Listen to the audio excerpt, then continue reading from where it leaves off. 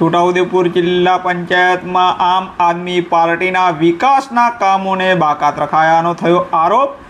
માંગ નહીં સંતોષાય તો જિલ્લા પંચાયતના ઘેરાવ સાથે ઉગ્ર આંદોલનની ચમકી ઉચ્ચારતી આમ આદમી પાર્ટી। જય હિન્દ। હું છું સંજય સિંહ રાણા।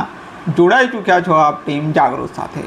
છોટાઉદેપુર જિલ્લા પંચાયતના 16મા નાના પંચના 10% આયોજનના મુદ્દે ભારતીય જનતા પાર્ટી અને આમ આદમી પાર્ટી વચ્ચે ભારે રાજકીય ઘમાસાણ સર્જાયું છે।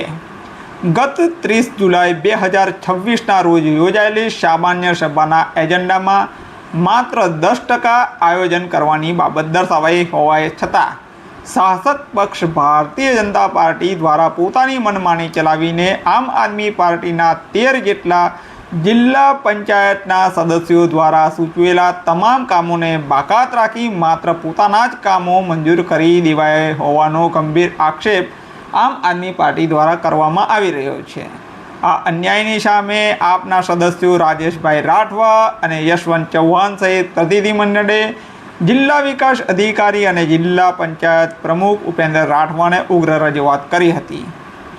જો કે જિલ્લા પંચાયત પ્રમુખ ઉપેન્દ્ર રાઠવાએ આયોજન નહીં બદલાય તેમ કહેતા આ જવાબ ઉડાવ છે તેવો આમ આદમી પાર્ટીના સદસ્યોએ આક્ષેપ કર્યો છે અને ત્યારબાદ મામલો વધુ બગડ્યો। ભૂતકાળમાં થયેલું આયોજન પણ રદ કરાયા બાદ ફરીથી વિપક્ષના કામો અટકાવી દેવામાં આવતા આમ આદમી પાર્ટીએ શાસક પક્ષ સામે મોરચો માંડ્યો છે।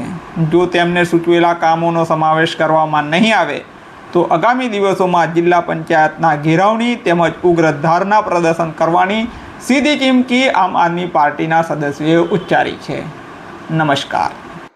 16મા નાના પંચનું આયોજન ગત 30 તારીખની સામાન્ય સભામાં કરવામાં આવ્યું। જિલ્લા કક્ષાનું આયોજન હોય ને જિલ્લામાં આવતી 10% ગ્રાન્ટ જે જિલ્લામાં પ્રજા ઉપયોગી એસેટ ઊભી થાય એના માટેનું હોય છે। તો જિલ્લામાં વધુમાં વધુ એસેટ ઊભી થાય એ કોઈ ગામમાં આંગણવાડી બાકી હોય તો એ આંગણવાડી બને, કોમ્યુનિટી હોલની જ્યાં જરૂર હોય ત્યાં કોમ્યુનિટી હોલ બને, કોઈક પ્રાથમિક આરોગ્ય કેન્દ્રમાં સોલાર રૂફટોપ લગાવવાની જરૂર હોય તો એ બને, કેટલીક જગ્યાએ વીજળીકરણના કામ હોય તો એ વીજળીકરણના કામો થાય, ક્યાંક ચેકડેમની જરૂર હોય તો એ બને। એ પ્રમાણેનું આયોજન સામાન્ય સભાએ સર્વાનુમતે પાસ કર્યું છે। કોઈ વ્યક્તિગત આક્ષેપ કરતા હોય તો એમનો પ્રશ્ન છે, બાકી જિલ્લામાં પ્રજાલક્ષી જે સુવિધા ઊભી કરવી જોઈએ એ સુવિધા ઊભી કરવાનો સામાન્ય સભાએ પ્રયત્ન પૂરો કર્યો। આજે છોટાઉદેપુર જિલ્લા પંચાયત ખાતે તમામ આમ આદમી પાર્ટીના જે ચૂંટાયેલ જિલ્લા પંચાયત સદસ્યો છે એ તમામ જિલ્લા પંચાયત સદસ્યો ગત 30/7/2026ના રોજ જે સામાન્ય સભા મળી હતી એ સામાન્ય સભામાં દરેક જિલ્લા પંચાયત સદસ્યોને કહેવામાં આવ્યું હતું કે તમે આયોજન બાબતે ચર્ચા કરવાનો એવો એજન્ડામાં મુખ્ય મુદ્દો હતો। પરંતુ આ લોકો જે આમ આદમી પાર્ટીનું જે છોટાઉદેપુર જિલ્લામાં જે પ્રભુત્વ વધી રહ્યું છે એ પ્રભુત્વના કારણે 13 જિલ્લા પંચાયત સદસ્યોમાંથી જે સૂચવેલ કામો હતો એમાંથી એક પણ કામ દરેક જિલ્લા પંચાયતોના સદસ્યશ્રીના કામ લેવામાં આવેલ નથી। જે અમે આજે માન્ય જિલ્લા વિકાસ અધિકારી શ્રી અને માન્ય જિલ્લા પંચાયત પ્રમુખ શ્રીને પણ અમે રજૂઆત કરી છે અને જો આ રજૂઆત આ લોકો સિરિયસલી ન લે તો અમે 13 જિલ્લા પંચાયત સદસ્યો અમે અહીંયા ધરના પ્રદર્શન કરવાની પણ તૈયારી બતાવેલ છે। જિલ્લા પંચાયતમાં એક સામાન્ય સભા મળી હતી, એમાં એજન્ડા અમને આપવામાં આવ્યો હતો। એમાં કહ્યું હતું કે 16મા નાણા પંચના 10%નું આયોજન કરવા બાબત એવું લખેલું હતું। એમાં થઈ ગયેલ આ શબ્દની મારામારી છે।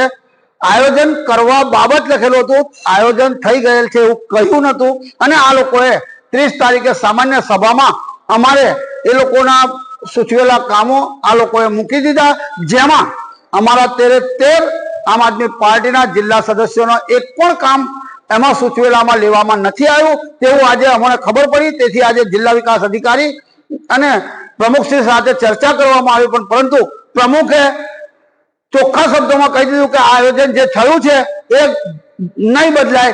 જ્યારે મારે એવું કહેવું છે કે આ 10%નું આયોજન પાછલી જિલ્લા પંચાયતના જે પ્રમુખ હતું મલકાબેન તે વખતે થઈ ગયેલું તે રદ કર્યું અને ત્યાર પછી આ આયોજન આવ્યું છે. તો આ આયોજન હમણાં જ થયેલું છે તો કેમ રદ ના થાય ને જિલ્લા પંચાયતના સદસ્યોને સૂચવેલા કામો કેમ ના લેવાય? આવું જો નહીં થાય તો આગામી દિવસોમાં અમે જિલ્લા પંચાયતને ઘેરીશું. અમારા મતદારો સાથે અમે જઈને આ ચર્ચાઓ પણ કરીશું કે ભારતીય જનતા પાર્ટીનું શાસન જિલ્લા પંચાયતમાં છે, તેથી આ લોકો અમારા એક પણ કામ લેવા માટે તૈયાર નથી. અમે સરપંચોને પણ આ સૂચવીશું અને અમને જે લોકોએ મત આપ્યા છે એ બધાને જ અમે આ મેસેજ પહોંચાડીશું અને આગામી દિવસોમાં આ જિલ્લા પંચાયતમાં અમે 13 સદસ્યો પોતપોતાના મત વિસ્તારના લોકોને લઈને આવીને અહીંયા ધરણા પ્રદર્શન કરીશું.